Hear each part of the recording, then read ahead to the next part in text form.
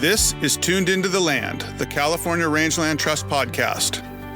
Here, we will dig into a variety of topics with the partners, conservationists, and ranchers who demonstrate every day, through their words and actions, the importance of conserving California's working lands. Tune in each month to learn more about our mission and how you can get involved in preserving the future of the Golden State for generations to come.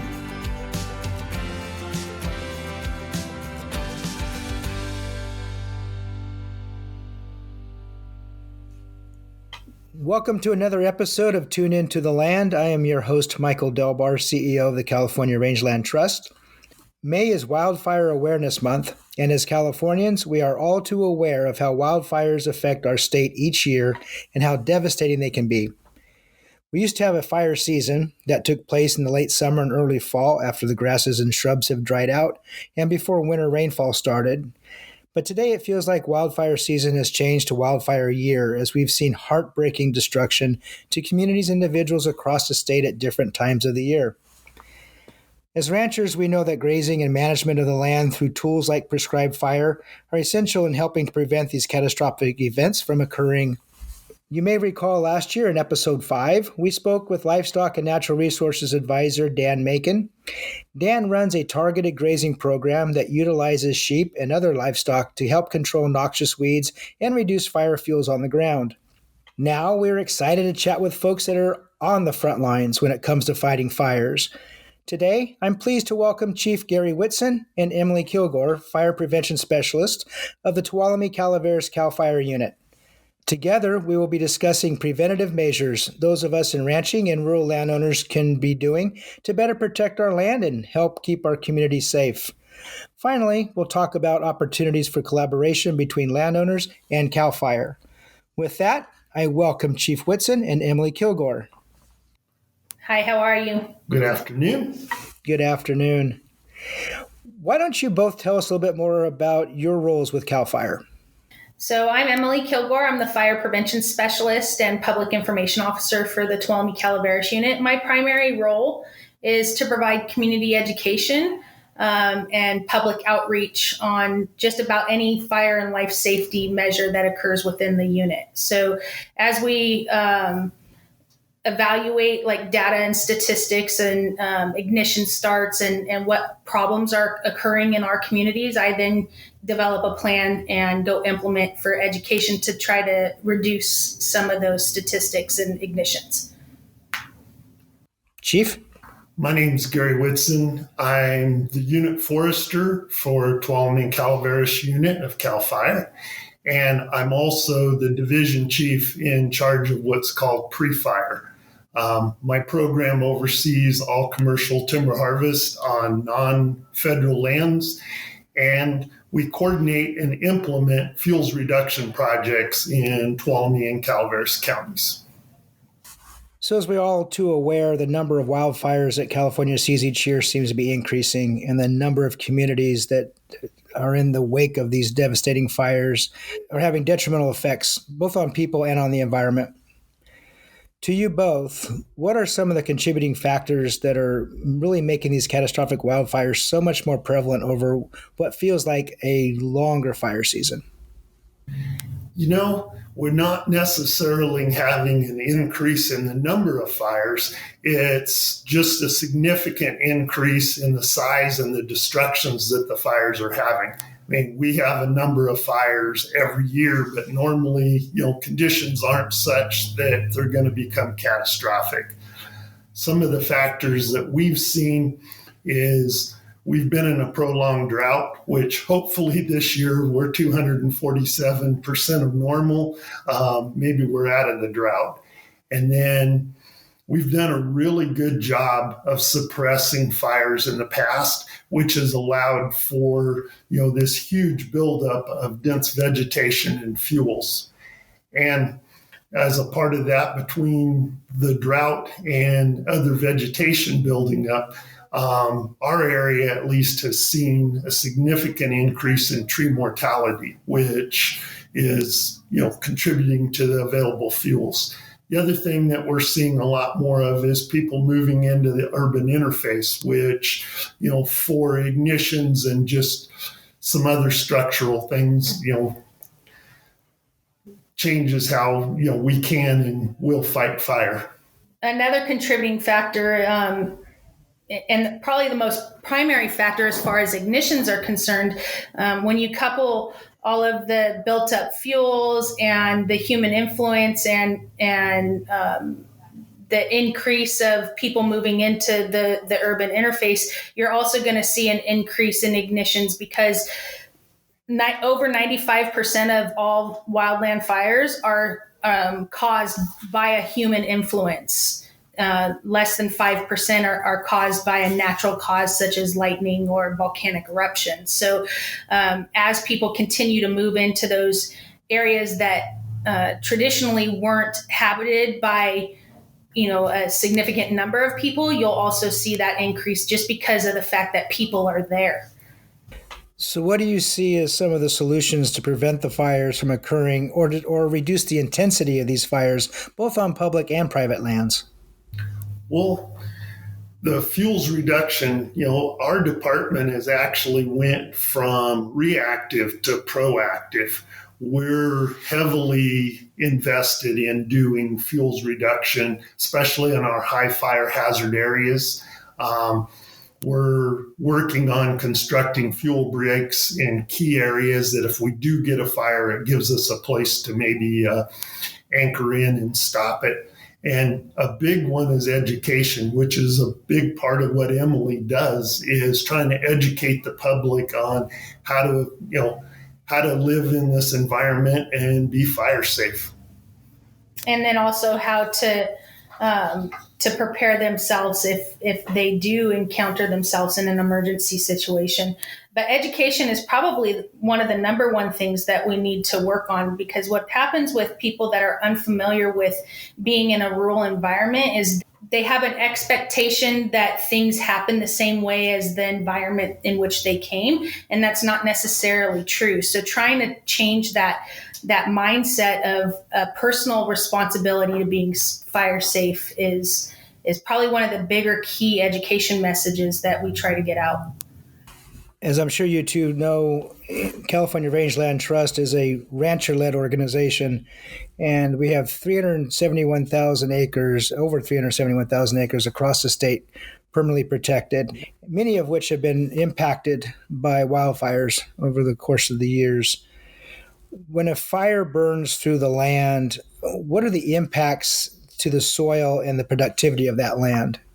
Well, the immediate thing that you're going to see is, and we've had it a number of times here recently, the fire basically denudes the landscape. So the next big rain that we get, the vegetation's not there to intercept the rain. So when it's hitting, it actually bounces and it'll break up the surface of the soil, and we'll end up getting significant erosion and runoff. And if the fire burns hot enough, it can actually sterilize the soil and create what's called the hydrophobic soil layer. Then when it rains, the water can't percolate down. It hits that layer and it basically washes the whole top, the topsoil away. And then, it takes a long time before it actually the soil can be productive again. The other thing that we see a lot of is increase in invasive weeds, star thistle and such. It's a pioneer species. So when the vegetation has been removed, these just move in. That's, obviously for range, that's a loss of critical feed, at least for that year. And if it's hydrophobic soils, maybe that's a loss for a number of years before the soil comes back. The other thing is loss of timber resources in the counties that we're in. A significant fire is going to burn in the timber, and it takes 60 to 70 years for someone to develop their timberland into something that would be economical for them, and that can be lost in a day. Now, fire has its benefits. but that, as you mentioned, the intensity of those fires can be even more devastating. What role does fuel management play in minimizing the intensity of those fires? Fuel management in terms of grazing, for example. Well, with grazing, the fine fuels, the animals are coming in, they're reducing the amount of fine fuels and the height of the fine fuel. So, surface area is a big part of the rate of spread for the fire. The more surface area, the more available it is for it to burn. So by grazing it down, you're reducing those. The other thing on grazing is that the animals will normally reduce the amount of brush and type vegetation. And, the ranchers are actively working to reduce the brush on their areas. Some people, if they don't understand that the use of fire can be a big tool in preventing fire, it seems it could be confusing to some. How do you explain the difference between a prescribed burn and a wildfire? Well, with the wildfire, we've got no control over timing or the conditions when the fire occurs. And usually it's in the most severe, late summer, low relative humidities, such. So it's extensive damage.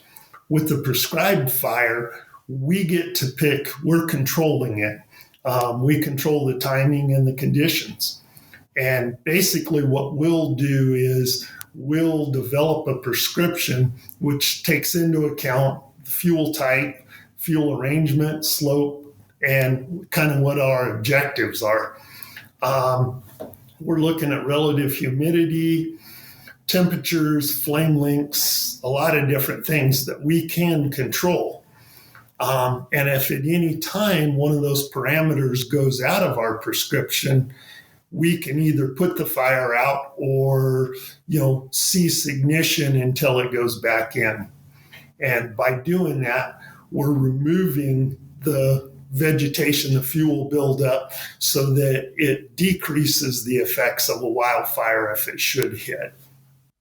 I know some of the challenges from a landowner standpoint is trying to find that, to do prescriptive burns, to try to find that optimal time when the vegetation is dry enough to burn, so you're not just burning the fuel that you throw on there to get it started, but the conditions are also such that the air quality isn't as impacted as much. Then there's the issue of liability, and landowners have been very hesitant to do control burns and lead those control burns at the risk of being held liable should that fire get away. In 2022, Senate Bill 322 became law, and that changed the threshold for liability from a prepared prescribed burn for negligence if it were to get out of hand. California Cattlemen's Association was instrumental in getting that law passed so that landowners can feel comfortable doing a prescribed burn, knowing that if something went awry, and it does on occasion, they would have some sort of protection. Can you explain better than I just did what this bill does? Well, with Senate Bill 332, like you say, it's given some legal protections to the folks that are using prescribed fire. Previously, if your fire escaped, it was assumed that it escaped due to negligence. It was just simple negligence that your fire escaped. The law now requires proof of gross negligence before someone can be liable for paying for the suppression costs. So an example is if now the wind, an unexpected wind kicked up and they lost the fire, they could call CAL FIRE and, we would come help them with suppression, and they wouldn't be subject to possible litigation on it. There are some things to be eligible under SB 322.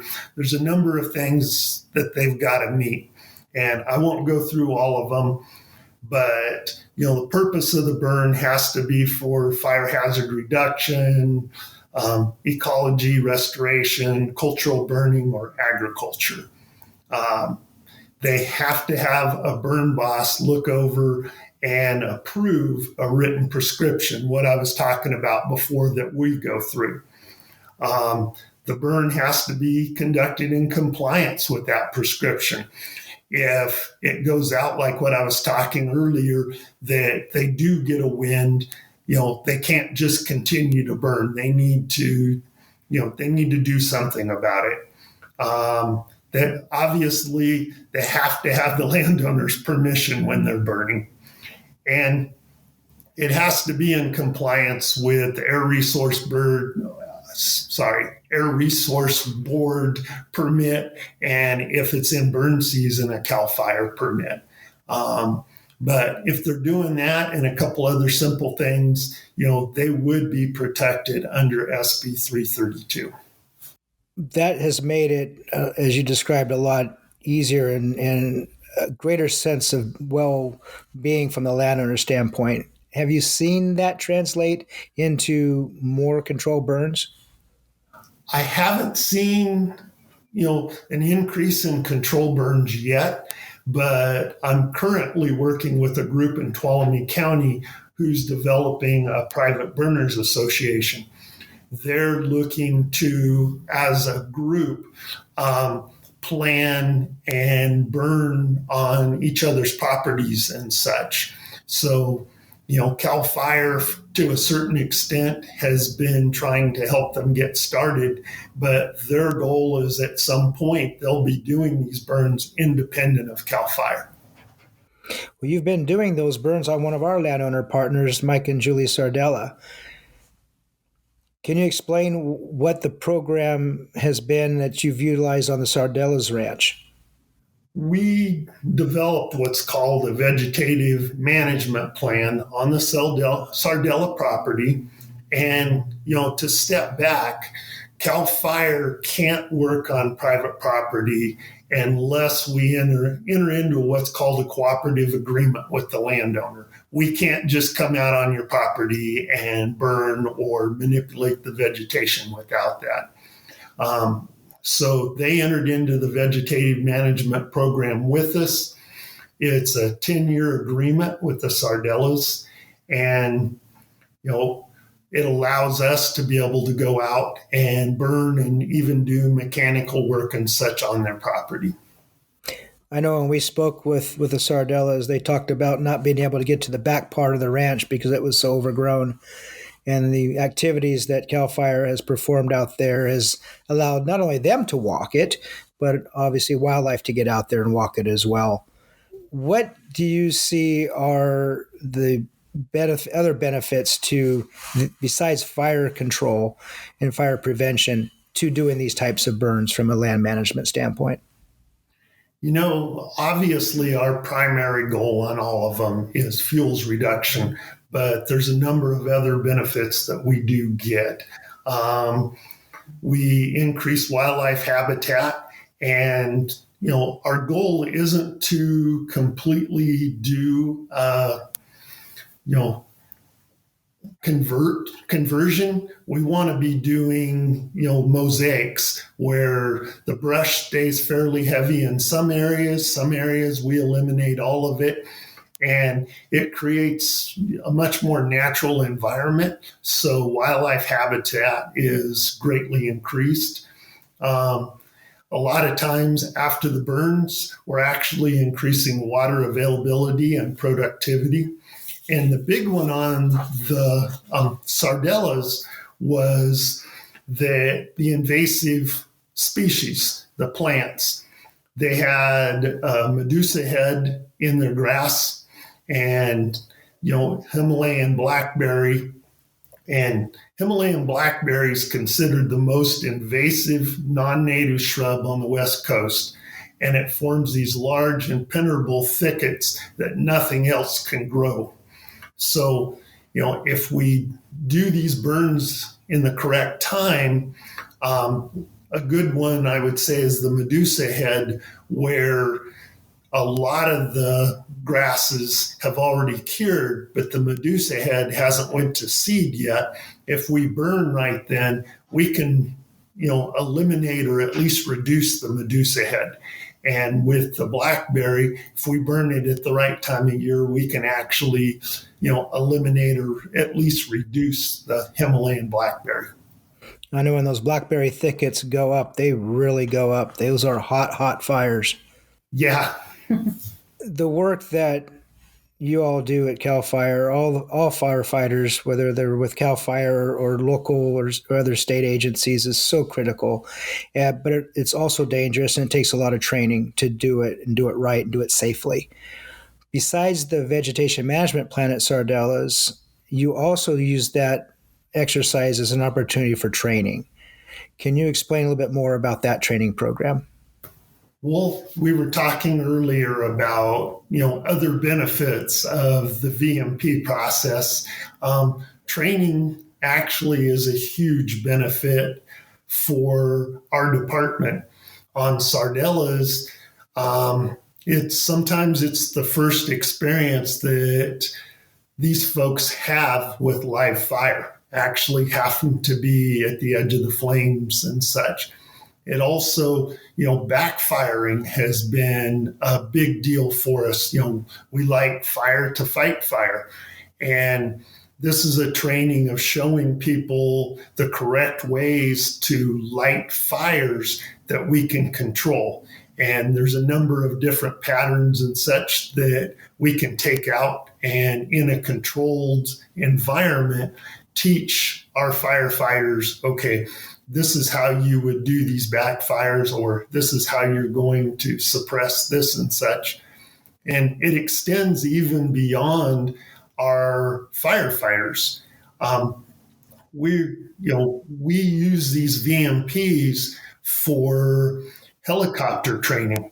The helicopters will come in and they'll use their terra torch on a VMP, or to control the fire. They may be coming in and actually landing and building, a hand line, in a controlled situation.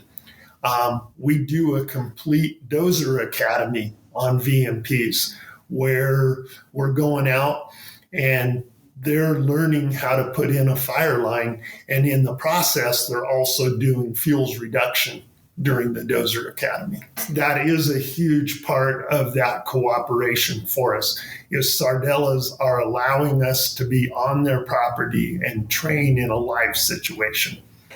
How do we get landowners in the state involved in these types of programs, whether it's the one you're doing now with the group or programs such as the Sardellas have taken advantage of? Most of our VMPs, we go to the landowners. We have, either one of our battalion chiefs or one of my resource management people will identify a key area that we feel we want to do fuels reduction in, and we'll actually approach the landowners and see if they're willing to work with us, let us enter into this VMP with them and do the work. But there's no reason that a landowner couldn't contact myself or my department and, ask if, we would be willing to meet, go into agreement with them. And if we see a benefit to the state, then there's a good chance that we would, work with them and develop a VMP on their property.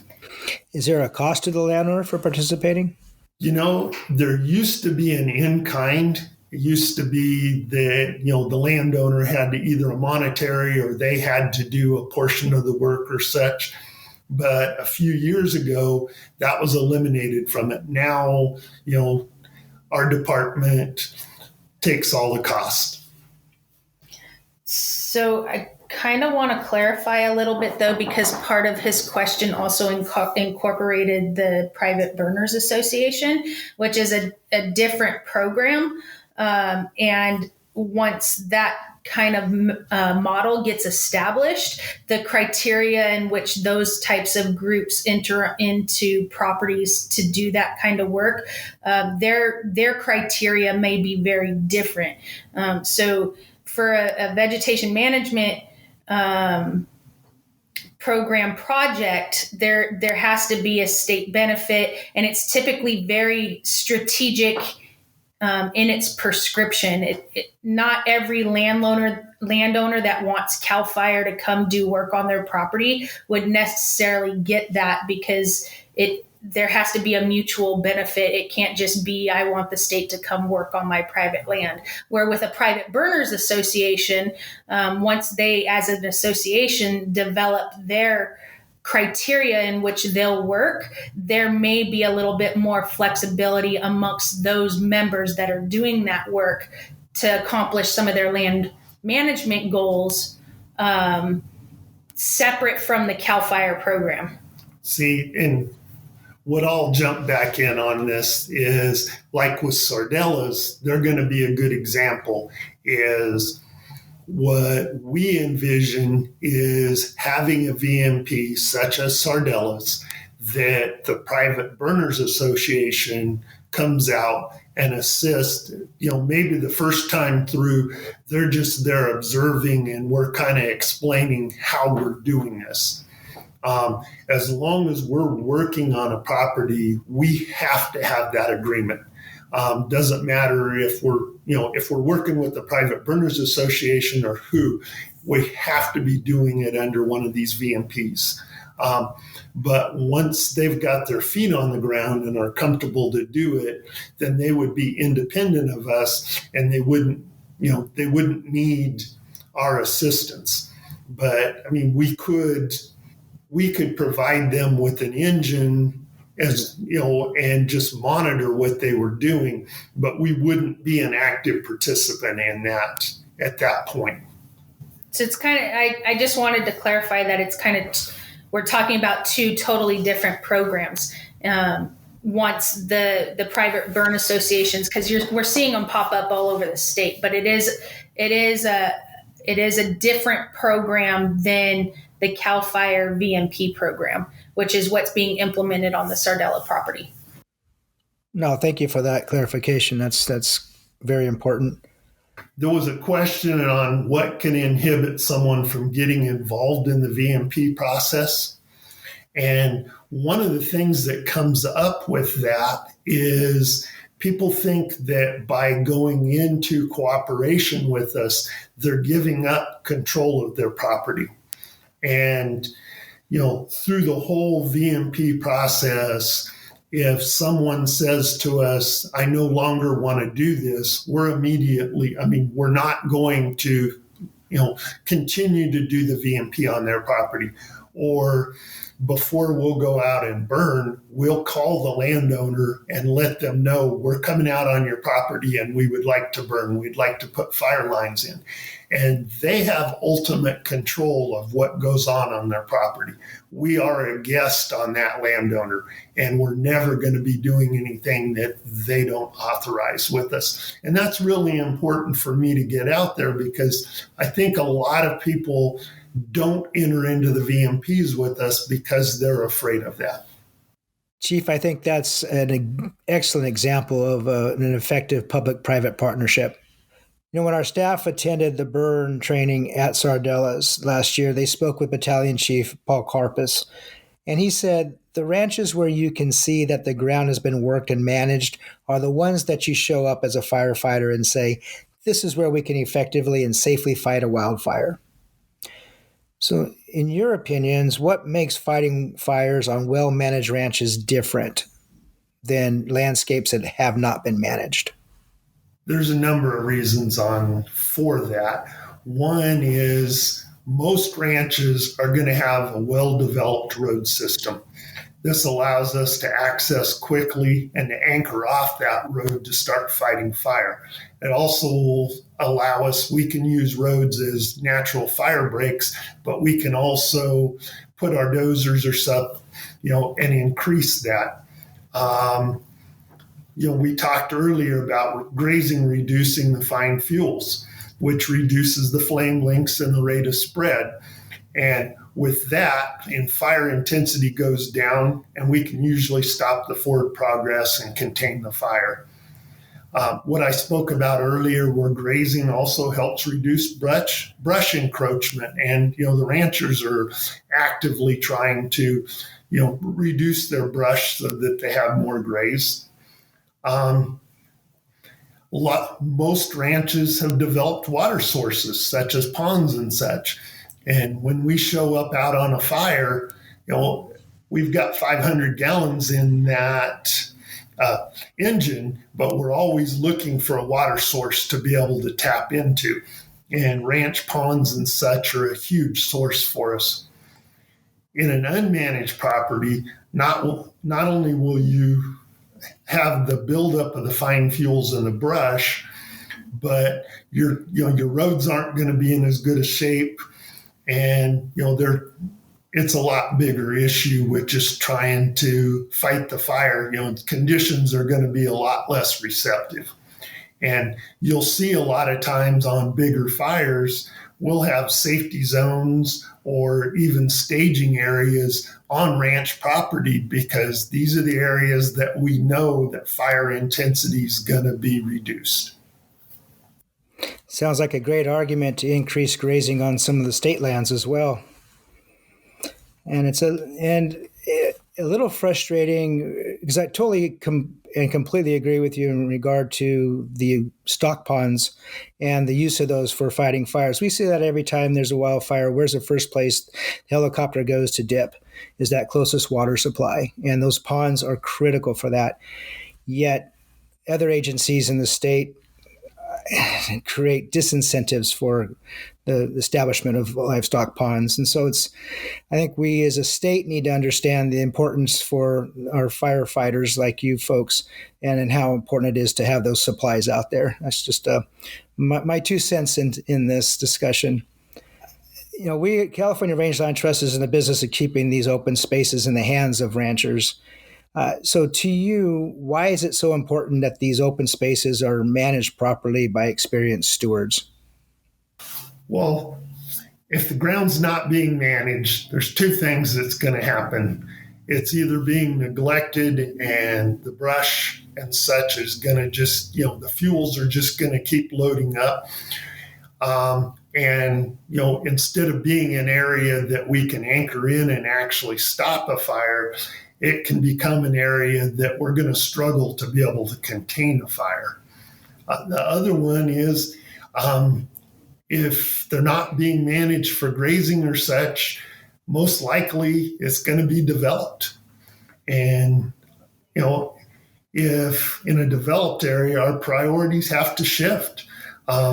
We're doing evacuations and we're protecting lives and homes and such, and we're not being able to put the resources towards actually stopping the fire. So those would be 2 reasons to me that, it's important that we keep the ground in productive range.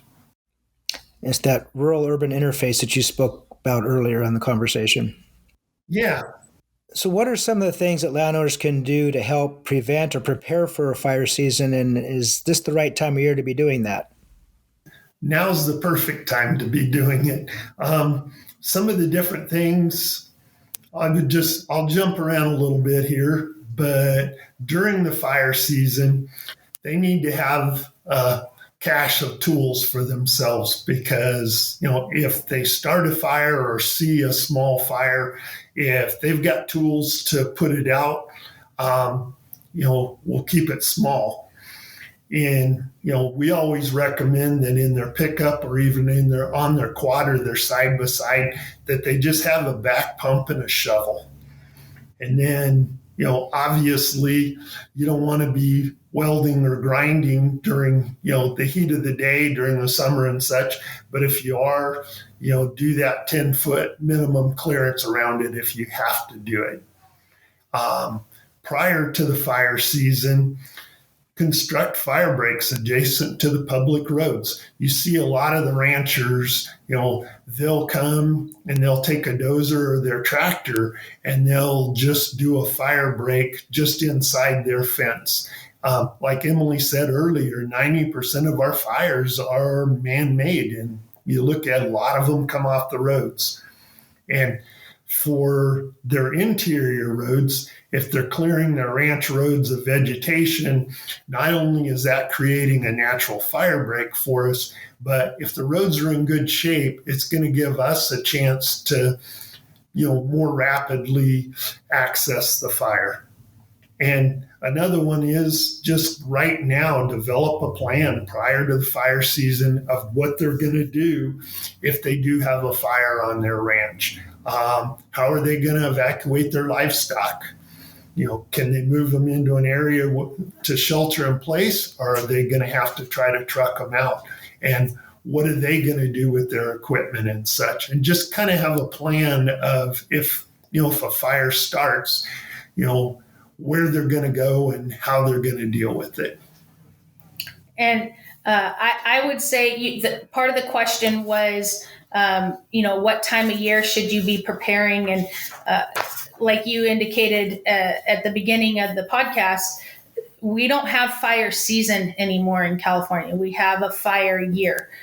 So always being prepared and taking some steps and just understanding that we live in an environment where fire is a natural part of the environment. And so always having that in the back of your mind and not forgetting. So even when there's snow on the ground, what are you thinking about to do as soon as you have the ability to get out on your property and work?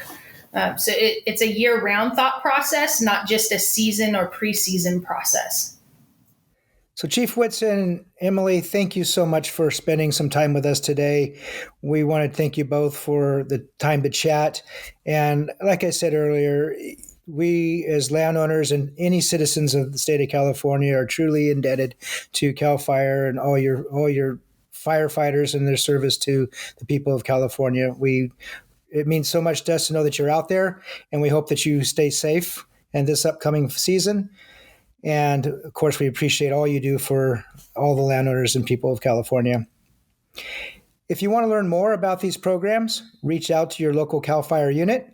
You can find their contact on the CAL FIRE website, fire.ca.gov, and you will find listings of the regions and the units there. Ask for the Resource Management Chief to learn more information in your area.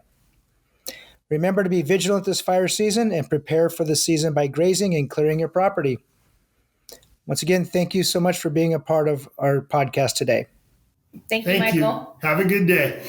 All right, you know what to do. Be sure to hit that follow button and subscribe to be notified when the next episode will be released. This is Michael Delbar, and we'll talk to you again next time.